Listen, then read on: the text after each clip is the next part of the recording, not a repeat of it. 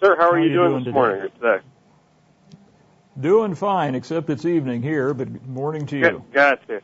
That's right. You got a little bit of a time difference, right? Just a bit. All righty. Sir, are you originally from Grand Island, is that right?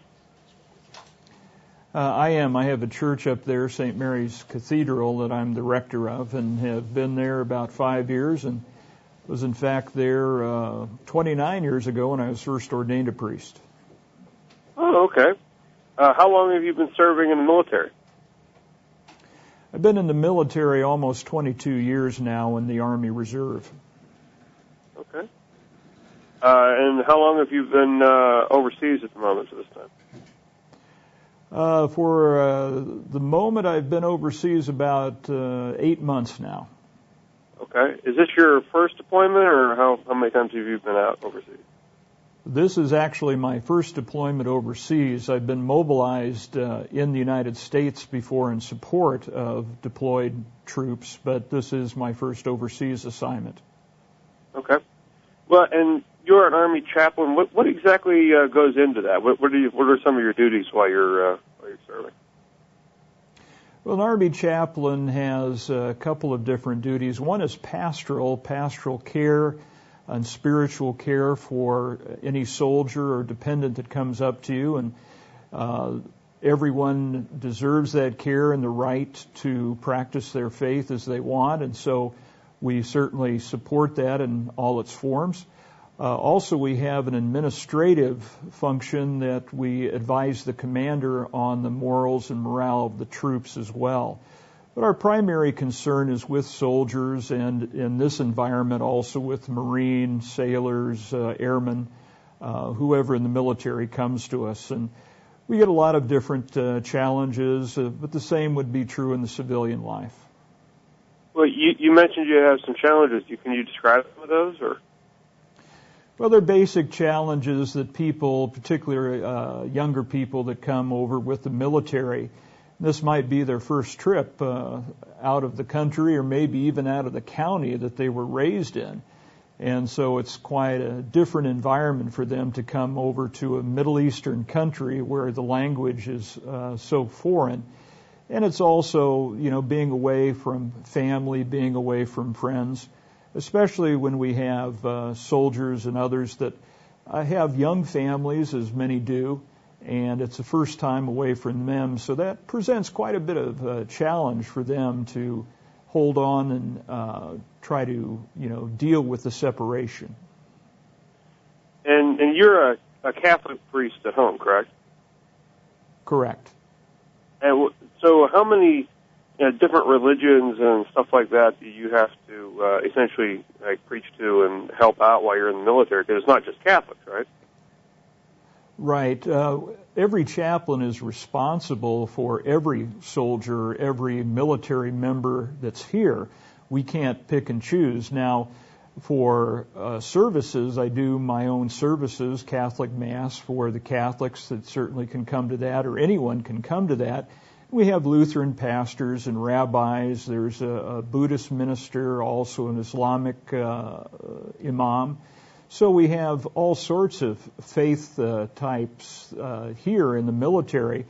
One of the groups we have here especially are the Wiccan pagan groups, and in fact after this I'll be speaking to them on Catholic exorcism. So we're quite an ecumenical bunch. Wow, very interesting. What would be I think we probably just hit a few things, but is there anything else that you could think of that off the top of your head that would surprise somebody back here in Nebraska that they wouldn't know about, over in Iraq, and that you've experienced in the time you've been over there? Well, I think when we look at TV and other media, we see the Iraqi people as somewhat extreme in certain cases, but certainly the people we find around here, the people that I've dealt with, have all been very kind, and it's almost like being in Grand Island, Hastings, or Kearney. I mean, the people are very varied. They're very nice and very accommodating. It's just a pleasure to deal with them. Of course, you have those that, would do you harm, but for the most part, the people that we meet are very kind, and, and if you saw them on the street in Nebraska, you wouldn't know they were Iraqi unless they began to talk to you. So it was interesting to me to find out how, what I would say normal and kind people are here. Okay, well, very, very interesting. Because normally, I would suspect that people, seeing stuff on TV are like, oh, they're out to get us. I don't know, these are bad people that we're over there with. So. No, most of the people here are very kind and very supportive. We also have a great group of third country nationals, they're called, that come in to support with contractors and help out. They could be Filipino, a large part of them here are Ugandan. So we see quite a cross-section of people throughout from the world here. And it's a very polite, very courteous bunch. Cool. I see here on the information that I was given about you that you do have a family history in the military. Is that correct?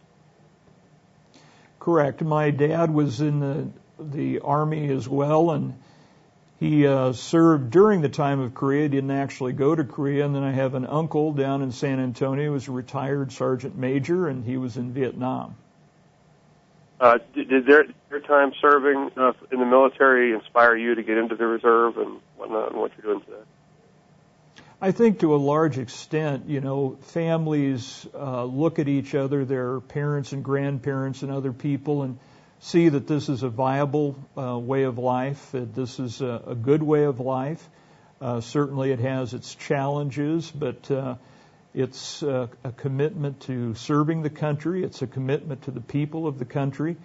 And it's just can be a very, very educational experience. Nice. And one other thing, and I'll let you go. What would you like to say to your family and friends back here in central Nebraska? Well, I'd like to say hello to everybody, my family, my mother, of course, my sister and brothers, and to all my parishioners. I love each and every one of you. We're all very thankful for all of your prayers, and please believe that we're praying for you as well, and we look forward to seeing you home soon and safe. All righty. Thank you, sir, very much. I wish you the best, and I appreciate and I'm very thankful for everything that you and everybody over there does for us. Well, thank you, too. Have a blessed day. You too.